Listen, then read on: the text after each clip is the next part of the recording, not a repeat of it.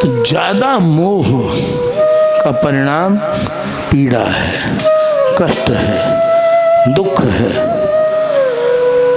अधिक मोह रखा संतान प्राप्ति के लिए आत्मदेव ने, वही बड़ा होकर के धुंधुली का बेटा धुंधकारी कहलाया। और अत्यधिक दुष्ट प्रकृति का बना, माता पिता का अनादर करने वाला, बड़ों का अनादर करने वाला, अरे छोटे छोटे नन्हे नन्हे बच्चों को पानी में डुबा देने वाला, कुएं में फेंक देने वाला, चोरी करने वाला, बुरे से बुरा कर्म करने वाला, सब प्रकार की बुरी आदतों से युक्त धुंधुली का धुंधकारी हुआ। इधर जो गौ के संतान हुई उसका नाम था गोकर्ण।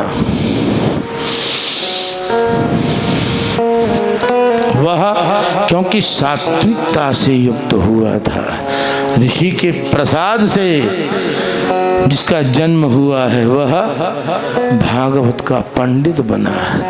गोकर्ण पंडितो ज्ञानी धुंधकारी महाखलः महाखलः।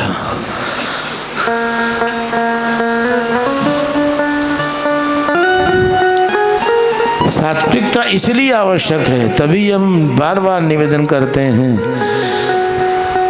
कोई बेटी कोई बहन भगवत कृपा से यदि गर्भस्थ है तो उसे भागवत का, रामायण का, गीता का पाठ करना चाहिए, पढ़ना चाहिए, अच्छी बात सुननी चाहिए, भागवत सुननी चाहिए, ताकि गर्भस्थ शिशु तक वे शब्द पहुँचें और उत्पन्न होने वाली जो संतान है वो धार्मिक हो, कृपा युक्त हो, उसमें महात्माओं जैसी प्रवृत्ति हो। वृंदावन बिहारी लाल की, भक्त वत्सल भगवान की जय। और मैं एक निवेदन करूंगा, ये जिद छोड़ दो कि साहब लड़का ही हो, ये जिद छोड़ दो कि साहब लड़की ना हो। अरे लड़का लड़की दोनों ही बहुत अच्छे हैं। कई बार लड़कों से ज्यादा बेटियां बहुत शोभा युक्त परम पवित्रता के साथ में केयर करती हैं और दोनों घरों को अच्छे ढंग से संभालती हैं, अपनी ससुराल को भी, अपने पीहर को भी। और बेटे ऐसे कलयुग का प्रभाव है, वो सोचते हैं कि मेरी तो शादी हुई, अब मुझे बढ़िया फ्लैट मिलना चाहिए, बढ़िया गाड़ी मिलनी चाहिए, सब प्रकार की सुविधा मिलनी चाहिए। और बहू जो आती है वो क्या कहती है, ये दोनों बूढ़े हो गए, माता पिता बूढ़े हो गए, इनकी व्यवस्था कहीं वृद्धाश्रम में करिए। ये सच्चाई है, सबके लिए नहीं है, लेकिन 99% ये सत्य है। इसलिए इस सत्य से हम मुख नहीं मोड़ सकते, अपना बचाव करके चलिए। धुंधकारी के दूषित अत्याचारों को देख करके आत्मदेव ब्राह्मण के मन में बड़ी ग्लानि उत्पन्न हुई। मैंने व्यर्थ में ही इतनी तपस्या की, साधन किया, मुझे भगवान से जिद नहीं करनी चाहिए थी। जो हरि इच्छा, वैराग्य उत्पन्न हुआ। जीवन में वैराग्य का होना एक बहुत बड़ी उपलब्धि है। वैराग्य होना ही चाहिए, पदार्थों के प्रति, परिवार के प्रति, समाज के प्रति। अपने आकर्षक वस्तुओं के प्रति वैराग्य होगा तभी तपस्या की ओर मन बढ़ेगा। कुमार संभवम में जो कालिदास का ग्रंथ है, एक बड़ी सुंदर उक्ति है, वैराग्यम तपसो बीजम। यदि वैराग्य हो रहा है, समझिए तपस्या का बीज अंकुरित हो रहा है।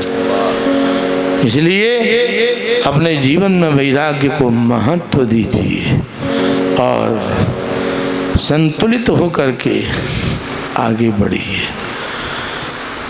आत्मदेव ब्राह्मण ने घर का परित्याग किया, वन की ओर चल पड़े। मार्ग में गोकर्ण जी से उनकी भेंट हुई। गोकर्ण जी ने पिताजी के चरणों में प्रणाम किया, उनकी मनस्थिति को समझा और जो उचित बात कह सकते थे वो गोकर्ण जी ने आत्मदेव ब्राह्मण को कही। स्वर देना जरा। देहेस्ति मांसरुधिरे भीमतिं त्यजत्वं जाया सुतादिषु सदा ममतां विमुञ्च पश्यानिशं जगदिदं क्षणभङ्गनिष्ठं वैराग्यरागरसिको भवभक्तिनिष्ठः धर्मं भजस्व सततं त्यज लोकधर्मं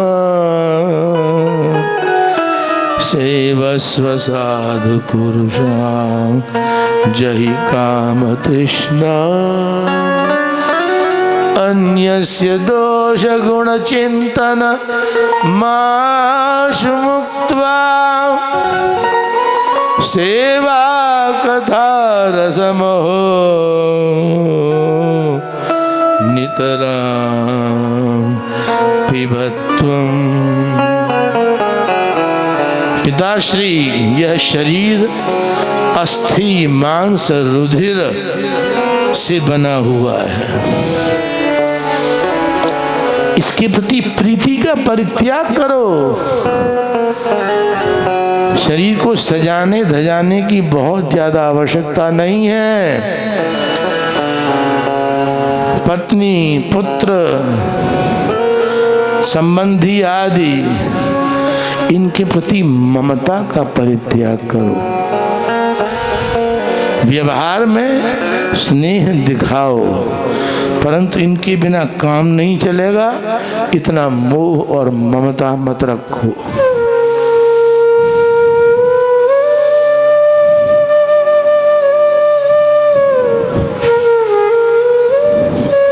पश्यानिशं जगदिदं क्षणभङ्गनिष्ठम्।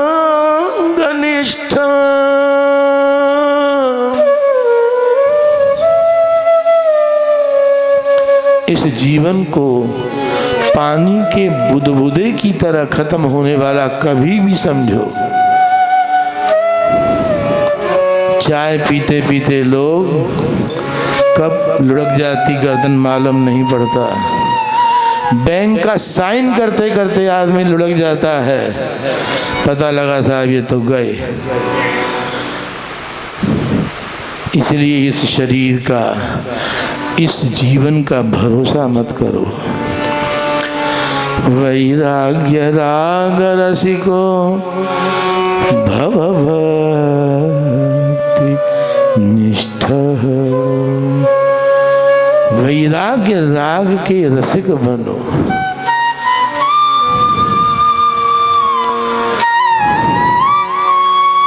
अर्थात वैराग्य की उपासना करो, वैराग्य का रियाज करो, वैराग्य का अभ्यास करिए। पुनः पुनः सोचिए, मुझे इस संसार में हमेशा नहीं रहना है। आया हूँ, रह रहा हूँ, और कब टाइम पूरा हो जाए, कब श्वास पूरी हो जाए, कोई पता नहीं है। अतः भक्ति में निष्ठा को प्राप्त करो। धर्मं भजस्व सततं त्यज लोकधर्मान्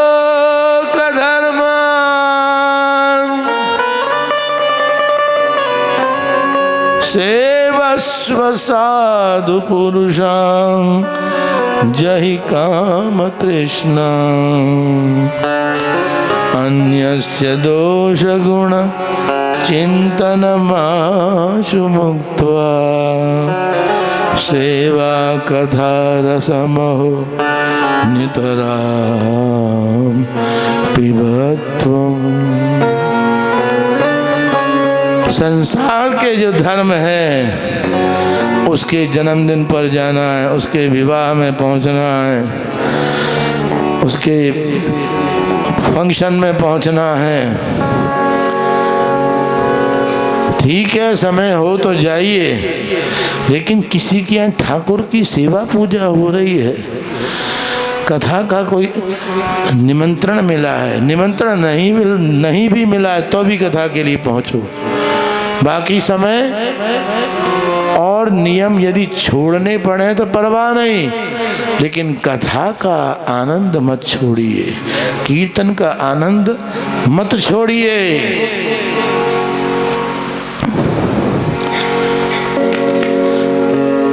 सेवस्व साधु पुरुषां जहि काम तृष्णा। महापुरुषों की सेवा करें। देखिए, बहुत से लोग कहते हैं साहब महापुरुषों की सेवा तो हम सालों से कर रहे हैं, परंतु कुछ फायदा नहीं दिख रहा है, अच्छा फल नहीं दिख रहा है। बहुत अच्छी बात कही उन्होंने अपने मन की, कम से कम सत्य तो कहा, तो सब फल क्यों नहीं मिल रहा है? बोले अभी काम और तृष्णा का परित्याग नहीं कर पाए हो। सेवस्व साधु पुरुषां जहि काम तृष्णाम। सेवा करते करते, ठाकुर सेवा हो, मंदिर की सेवा हो, इन सेवाओं को करते करते कामना और तृष्णा इनको त्यागना पड़ेगा, तब सेवा का फल प्राप्त होगा।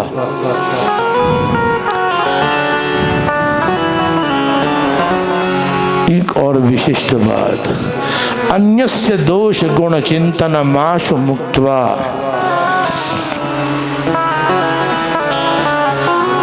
दूसरों की कमियां देखना भी बंद करिए और दूसरों के गुणों का भी ज्यादा चिंतन मत कीजिए।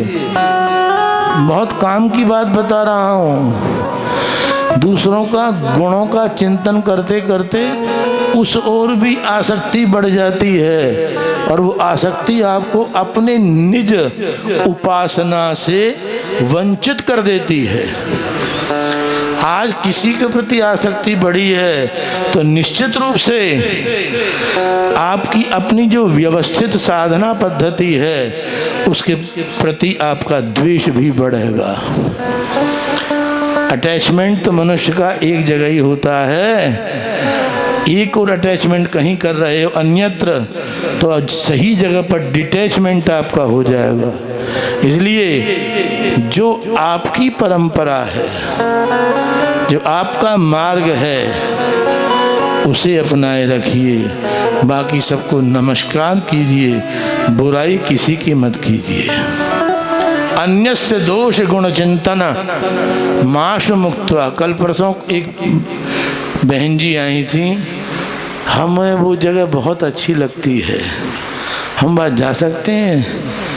मैंने कहा जरूर जा सकते हैं, अवश्य जा सकती हैं, कोई दोष तो नहीं लगेगा। मैंने बहन जी दोनों काम एक साथ नहीं होंगे, आप जाना चाहती हैं प्रेम से जाइए, परंतु ये देखिए कि अलग सॉल्ट की दवाई खाने से आपको साइड इफेक्ट की मात्रा ज़्यादा बढ़ेगी और जो आपको सॉल्ट सूट करता है वो सॉल्ट मालूम है आपके फैमिली डॉक्टर को, आपको कौन सा सॉल्ट फ़ायदा करता है। यदि उसी को लेती रहेंगी तो ठीक रहेंगी, बाहर जाएंगी और किसी अन्य सॉल्ट की मेडिसिन लेंगी तो आपके फैमिली डॉक्टर की कोई जिम्मेदारी नहीं है। आप खुद जा रही हैं तो नुकसान भी कोई और नहीं भुगतेगा, आप ही को भुगतना पड़ेगा। बात समझ रहे हैं? दुकानें बहुत हैं, लाइटें बहुत हैं दुकानों पर, खूब बड़े बड़े बल्ब जग रहे हैं, CFL जग रहे हैं और बड़े बड़े मोटे मोटे बल्ब जग रहे हैं। ऐसा दिखाएंगे महाराज हीरा पन्ना, जो घटिया पैसे वाला भी हो तो भी क्या कहेंगे 60,000 आपके लिए है, और ये पुखराज जो है 1,20,000 रुपये का है, पर आपके लिए हम 20,000 कम कर सकते हैं। ये तो लाइट का प्रभाव, रिसेप्शनिस्ट का अट्रैक्शन, पानी और चाय जो और कॉफ़ी और लस्सी सब आ रही है, थोड़ा बहुत समोसा भी नाश्ता भी आ रहा है, आखिर कहाँ जाएगा भैया? तो लेकिन जब घर पहुँचेंगे तो कोई अच्छा मित्र कहेगा भैया 1800 रुपये का नग तुम 60 रुपये में खरीद करके आ गए, पेमेंट कर दी क्या? बोले पेमेंट तो ऑनलाइन कर दी।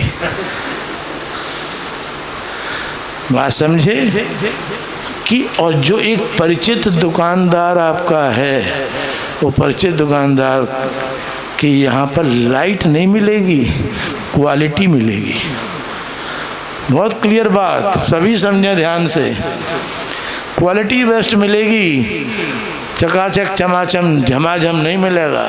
वो क्या कहेगा लेना है तो ले लो, लेकिन इसकी कीमत जो है 25,000 रुपये की है, उसने तो 60,000 बताए थे, तो बोले वो आपके लिए ज़्यादा फायदा है, क्योंकि मेरे 25,000 पर आपको भरोसा नहीं होगा, उसके 60,000 देने के बाद आपको लगेगा कि आपने बहुत अच्छी चीज़ खरीदी है। तो जाना ही जब है, कटना ही है, तो वहीं जाके कटो। हाँ, तो ये बात ध्यान रखिए, दुकानों की चमक को देख करके मत भागिए। जो हित है, जो कल्याण है, जो आपके लिए कल्याणकारी है, जो आपके लिए लाभदायक है, वहाँ पहुँचिए। और वह वही होता है जो परंपरागत होता है। तो परंपरागत आदमी इसको पता है कि अगर कुछ भी गलत हो गया तो मेरे सिर पर चढ़ जाएंगे ये, क्योंकि इनके बाप दादाओं को भी मैं सामान देता रहा हूँ, मेरे बाप दादा इनके बाप दादाओं को सामान देते रहे हैं, मैं बेईमानी नहीं कर सकता इनके साथ में। ये तो चमक दमक की ओर मत जाइए, पश्चानिशम जगतदम क्षण भंग निष्ठम।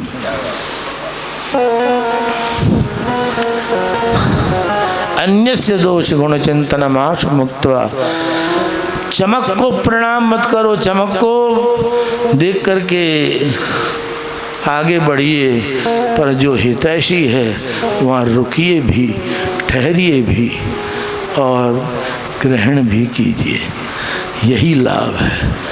वृंदावन बिहारी लाल की जय, सतगुरुदेव महाराज की जय।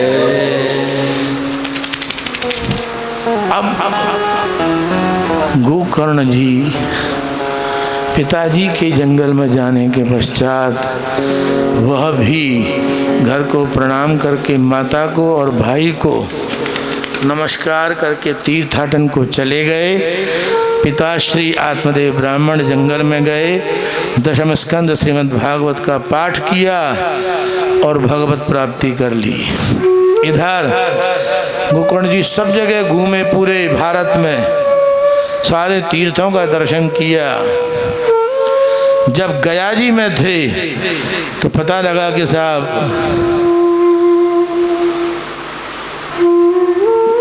धुंधुकारी ने, मेरे भाई ने माता के मुंह में कपड़ा ठूंस करके माता को समाप्त कर दिया। और जो 5 वेश्याओं को लेकर के आ गया था भाई, उन्होंने अंगार मेरे भाई के मुख में डाल करके उसे भी नष्ट कर दिया। बड़ा कष्ट का अनुभव हुआ। लास्ट में गोकर्ण ने दुखी होकर के गया जी में श्राद्ध किया, गया श्राद्ध किया अपने परिवार के लिए। लौट करके इच्छा हुई कि मैं एक बार अपने घर तो चलूं। घर पहुंचे, परंतु घर जीर्ण शीर्ण हो रहा था। रात्रि में घर पर ही रुके तो रात्रि के अवसर पर एक विभिन्न आकृति बार बार आ रही थी उनके समीप और रोती हुई आ रही थी। चकित हो गए गोकर्ण, जल का छींटा दिया, तब आवाज मुंह से निकली उसके विचित्र आकृति के। उसने कहा, अहम भ्राता त्वदीयोस्मि धुंधुकारीति नामतः। हे भैया गोकर्ण, मैं तुम्हारा भाई हूँ, धुंधुकारी मेरा नाम है। तुम्हारी ये दशा कैसे हुई? बोले, मैंने घोर पाप किए। इतना पाप मैंने मेरे द्वारा हुआ है कि मैं किसी भी उपाय से मुक्त नहीं हो सकता। आप मेरे कल्याण के लिए कुछ कीजिए, मैं बहुत पीड़ित हूँ। मनुष्य पाप करते समय नहीं सोचता, जब पाप का दंड भोगना पड़ता है तब व्यथित होता है कि अब मैं क्या करूं।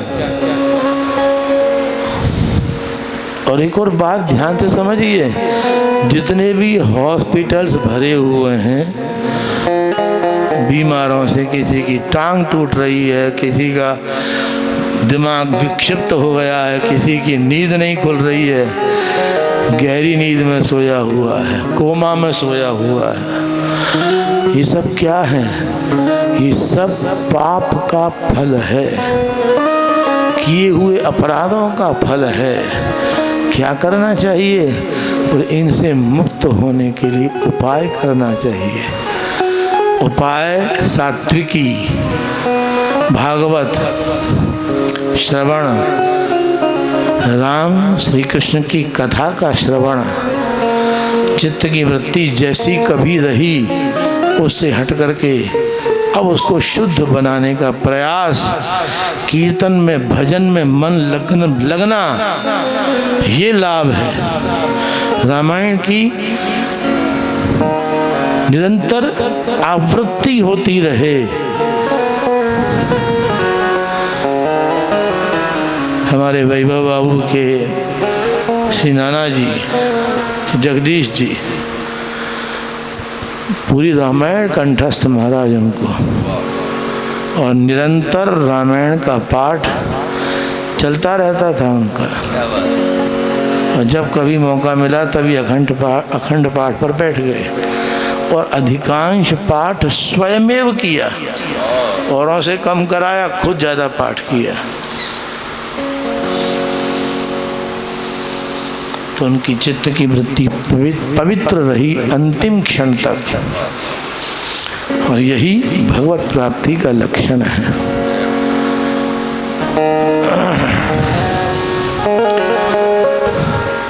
तो यह सूत्र याद रखिए। लौट फिर करके एक ही बात ध्यान रखो, हम भगवान से जुड़े रहें अपने आप को। गोकर्ण जी ने प्रातः काल होने पर भगवान सूर्य को संध्या वंदन करते समय पूछा, हे आदित्य, हे सविता देवता, मैं अपने भाई धुंधुकारी के कल्याण के लिए क्या करूं? तपस्वी थे, सूर्य को रुक करके उनको जवाब देना पड़ा। सूर्य ने कहा, हे ब्राह्मण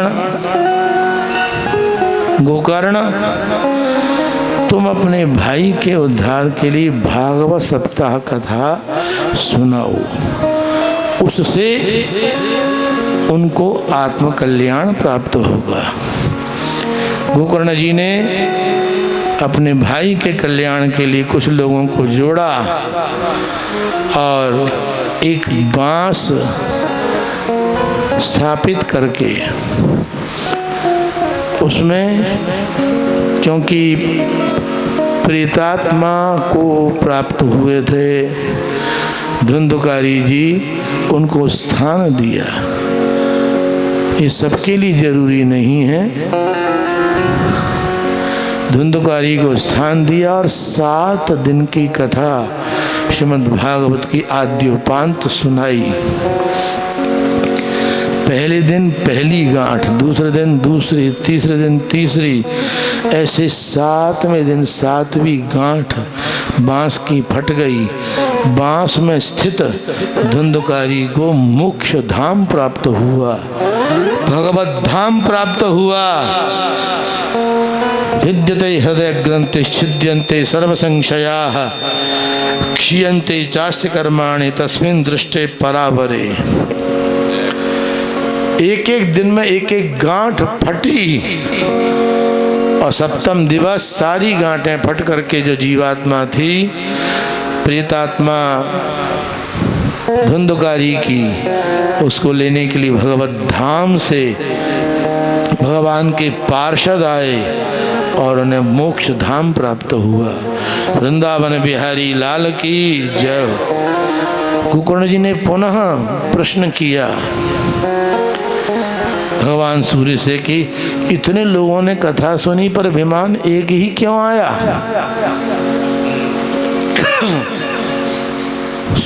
उस समय पर भगवान सूर्य ने उत्तर दिया, देखो, जितनी एकाग्रता से मनन से धुंधकारी ने कथा सुनी, वैसी एकाग्रता से और लोगों ने कथा नहीं सुनी।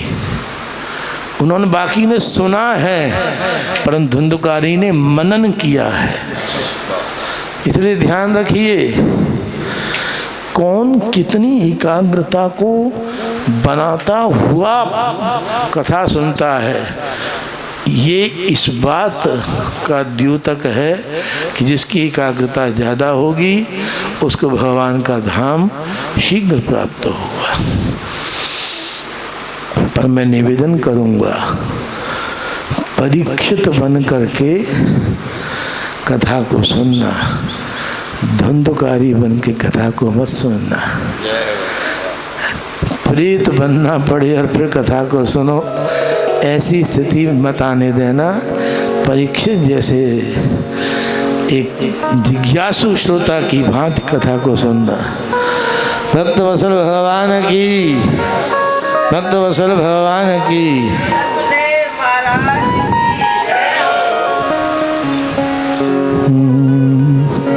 ओ श्याम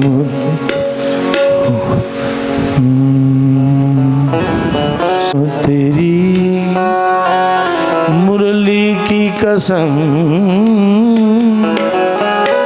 हम तुमसे मोहब्बत कर बैठे। तेरी मुरली की कसम, हम तुमसे मोहब्बत कर बैठे।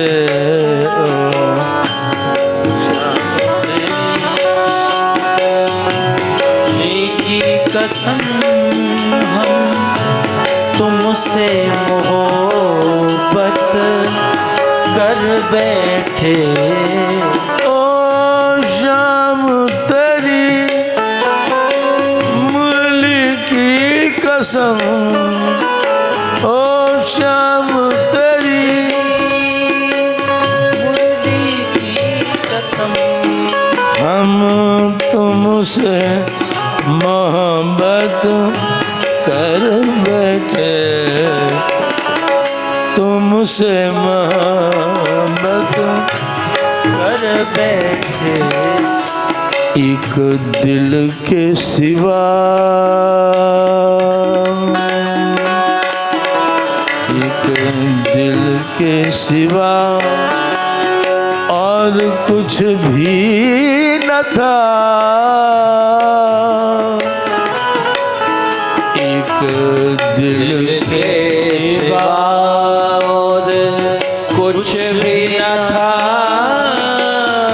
हाय दिल भी तुम्हारा कर बैठे एक दिल के सिवा और कुछ भी न था। हाय दिल भी तुम्हारा कर बैठे।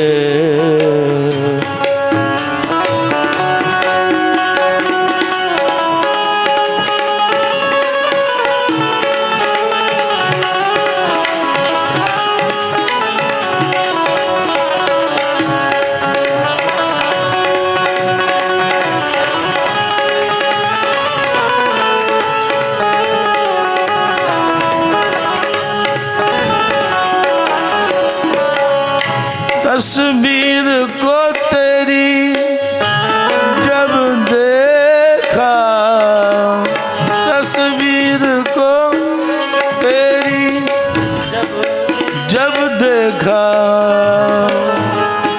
तस्वीर को तेरी जब देखा, तस्वीर को तेरी जब देखा, बेहोश हुए मद होश हुए, बेहोश हुए मद होश हुए। जब देखा सांवरी सूरत को,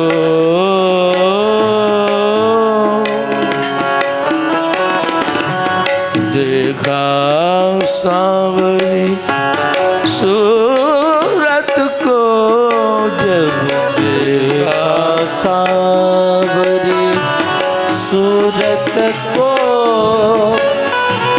चरणों में झुका हम सर बैठे, चरणों में झुका हम सर बैठे।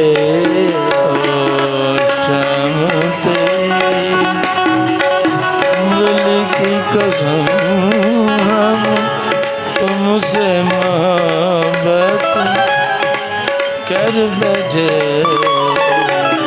शाम तेरी मुरली की कसम हम तुमसे मोहब्बत कर बैठे।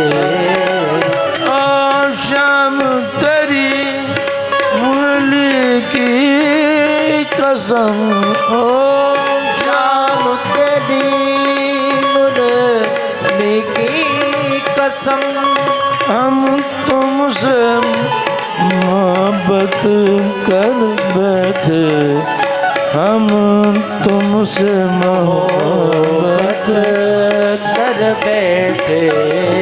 एक दिल के सिवा कुछ भी न था। आए वो भी तुम्हारा कर बैठे एक दिल के सिवा। कुछ भी न था, दिल भी तुम्हारा कर बैठे। शाम तेरी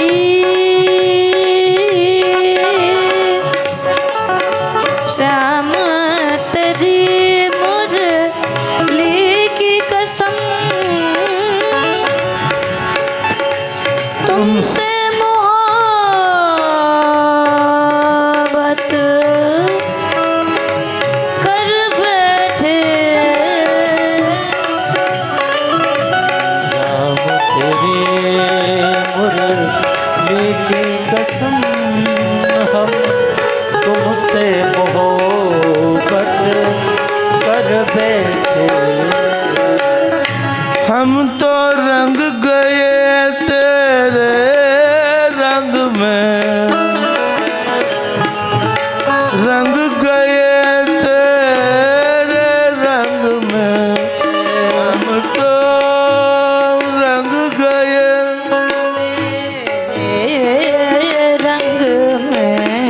रंग रंगने वाले सुन अरज मेरी रंग अरे रंग रंगने वाले सुना अर्ज मेरी कुछ खोया भी कुछ खोया भी कुछ पाया भी कुछ खोया भी पाया भी तेरे प्रेम का सौदा कर बैठे कुछ पाया भी तेरे नाम का सौदा कर बैठे शाम तेरी मुरली की कसम हम तुमसे मोहब्बत कर बैठे शाम तेरी मुरली की कसम हम तुमसे मोहब्बत कर बैठे तुम दिल लेकर मगरूर हुए तुम दिल लेकर मगरूर हुए तुम दिल लेकर मगरूर हुए लेकर मगरूर हुए ओ सांवरिया जरा सामने आ सावरिया जरा सामने आ कमजोर है दिल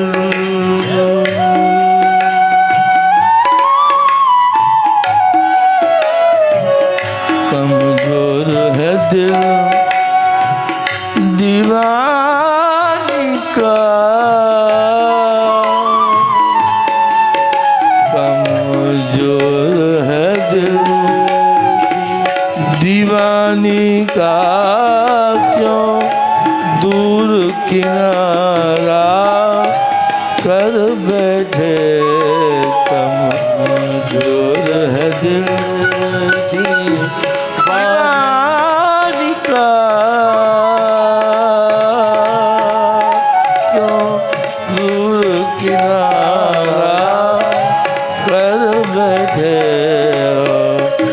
शाम तेरी मुरली की कसम हम तुमसे मोहब्बत कर बैठे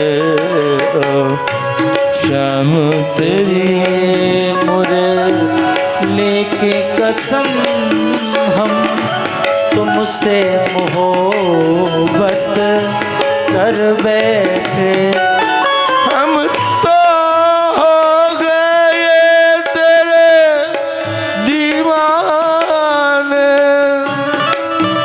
हो गए तेरे दीवाने हम तो हो गए तेरे दीवाने हम तो हो गए तेरे दीवाने तुम माने श्याम चाहे ना माने तू माने श्याम चाहे ना माने चाहे बीच डूबा चाहे बीच डूबा या पार लगा चाहे बीच डूबा चाहे पार लगा तेरे प्राण का ये प्राण का सौदा सौदा कर बैठे, चाहे बीच द्वार या पार लगा अब प्राण का सौदा कर बैठे। श्याम तेरी मुरली की कसम हम तुमसे मोहब्बत कर बैठे, श्याम तेरी मुरली की कसम हम तुमसे मोहब्बत कर बैठे। दिल के सिवा और कुछ भी न था, वो भी तुम्हारा कर बैठे। दिल के सिवा कुछ भी न था,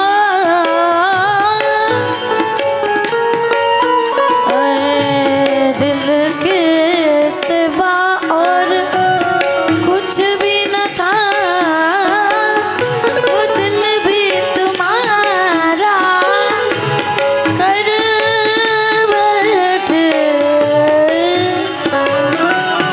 नाम तेरी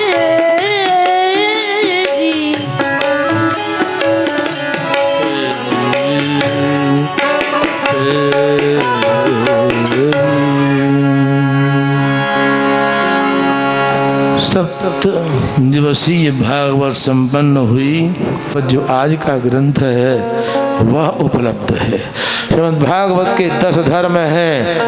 अत्र सर्गो विसर्गश्च स्थानम पोषणमूतयः मन्वन्तरेशानुकथा निरोधो मुक्तिराश्रय। सर्ग विसर्ग स्थान पोषण ऊति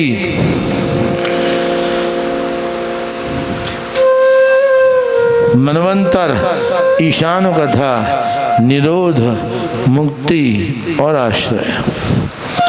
ये 10 धर्म है जिनका विवेचन कल से आप एक एक करके श्रवण करेंगे।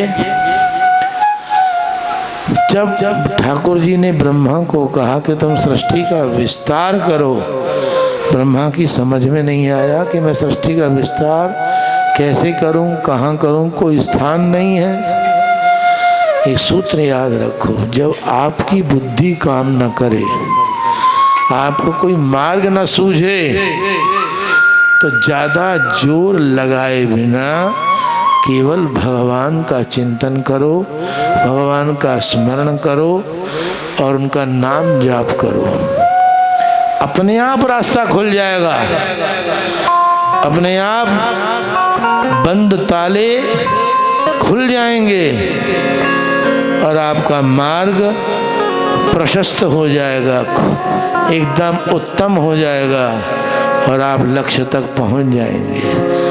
भगवत स्मृति, भगवत चिंतन, भगवत आश्रय ही संसार की सबसे बड़ी वस्तु है। यही समझने के लिए संपूर्ण श्रीमद् भागवत है। ब्रह्मा जी ने भी भगवान को ही पुकारा, भगवान के भजन को पुकारा, भगवान के तप को पुकारा। भगवान को पुकारने पर रास्ता निकला। ब्रह्मा जी स्वयं किंकर्तव्य विमूढ़ हो रहे थे। उनकी नासिका से एक वपु, वाराह वपु निकला। इसे शूकर कहा जाता है।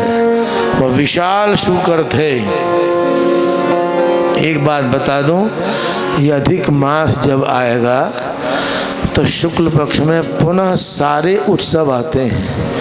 कृष्ण पक्ष में जन्माष्टमी भी आएगी और शुक्ल पक्ष में नृसिंहावतार भी होगा, भगवान नृसिंह भी पधारेंगे। तो जो जो लीलाएं बाकी वर्षों में होती हैं वो सारी लीलाएं इस अधिक मास में रिपीट होती है। चतुर्दशी शुक्ल पक्ष में भगवान की नृसिंहावतार की लीला होती है।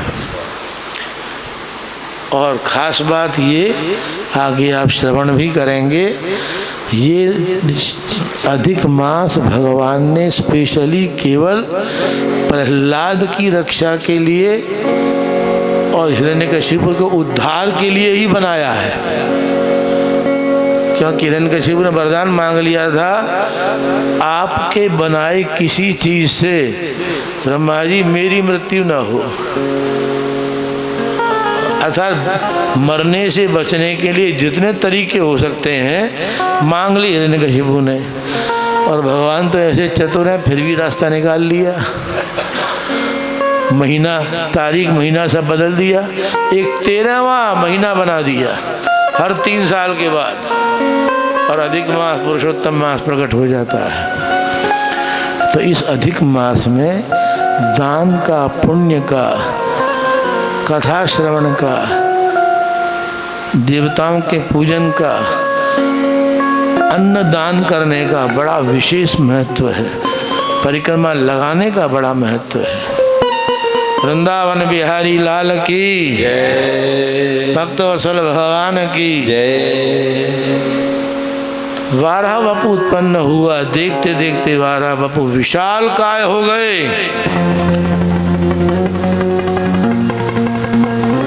उन्होंने देखा पृथ्वी को चुरा करके हिरण्यकशिपु, क्षमा कीजिए, हिरण्याक्ष ले गया था।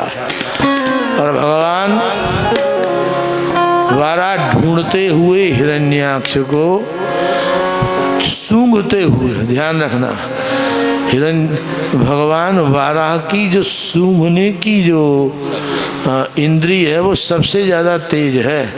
सूं सूं करके वो पहुंच जाते हैं ठिकाने पर कि वो कहाँ, उनका मालटाल कहाँ है, वहीं पहुंच जाते हैं ठिकाने पर। तो भगवान वाराह हिरण्याक्ष को ढूंढते हुए रसातल में जा पहुंचे, पकड़ के खींच के ले आए उसके समुद्र के ऊपर, और दोनों का घमासान युद्ध हुआ, भगवान वाराह का और हिरण्याक्ष का। तब देवताओं ने स्तुति की और प्रार्थना की कि प्रभु इससे खेलना नहीं है, इसका उद्धार भी करना है, ऐसी कृपा करो। सब थके हुए हैं, देवता लोग बेचारे घबरा रहे हैं और इस इंतजार में कि भाई भोजन कब मिलेगा, तो ज़रा जल्दी भी कीजिए। दोनों का घमासान युद्ध हुआ और फिर उस युद्ध के अंत में भगवान वाराह ने हिरण्याक्ष की छाती पर गदा की चोट मारी और वह हिरण्याक्ष खेल गया, धराशायी हो गया, प्राण शून्य हो गया। हिरण्याक्ष जो उसके पास पृथ्वी थी, पृथ्वी को हटाया और समुद्र पर इस प्रकार से स्थापित किया कि उस पृथ्वी के नीचे जल है और पृथ्वी में सब प्रकार के खनिज पदार्थ हैं। आज हम उसी पृथ्वी पर निवास कर रहे हैं। वाराह भगवान की ये कृपा का फल है। हम उनके चरणार बिंदों में प्रणाम करते हैं। ध्यान रखिए, पृथ्वी अधिभूत है। भगवान श्री वाराह अधिदैव हैं और नासिका यह आध्यात्म है। इनके तीनों के विशिष्ट अर्थ हैं जिनका विवेचन कल आपकी सेवा में प्रस्तुत करेंगे। आज की कथा का विश्राम यहीं दे रहे हैं। सभी लोग जो बाहर से पधारे हैं वे भी सब यहीं प्रसाद पाएंगे और जो यहाँ है ही उन्हें तो पाना ही है। चकाचक प्रसाद पाएं। अब आरती की तैयारी है, आरती का आनंद लें।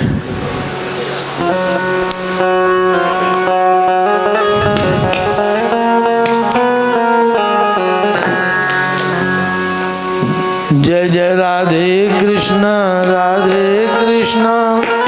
राधे गोविंद। जय जय राधे कृष्ण राधे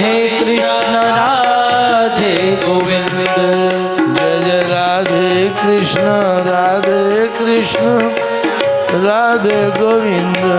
जय जय राधे कृष्ण राधे कृष्ण राधे गोविंद।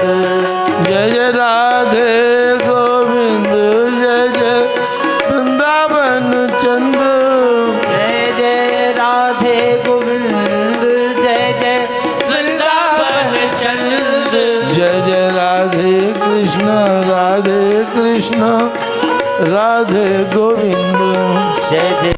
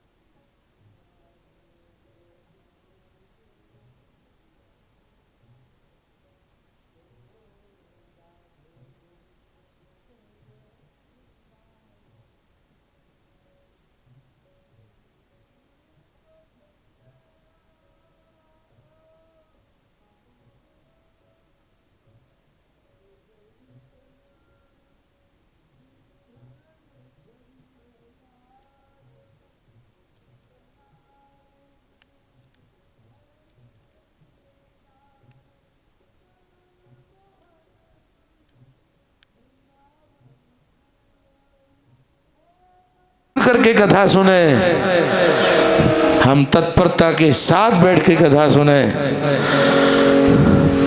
और निमग्न होकर के कथा सुने। वृंदावन बिहारी लाल की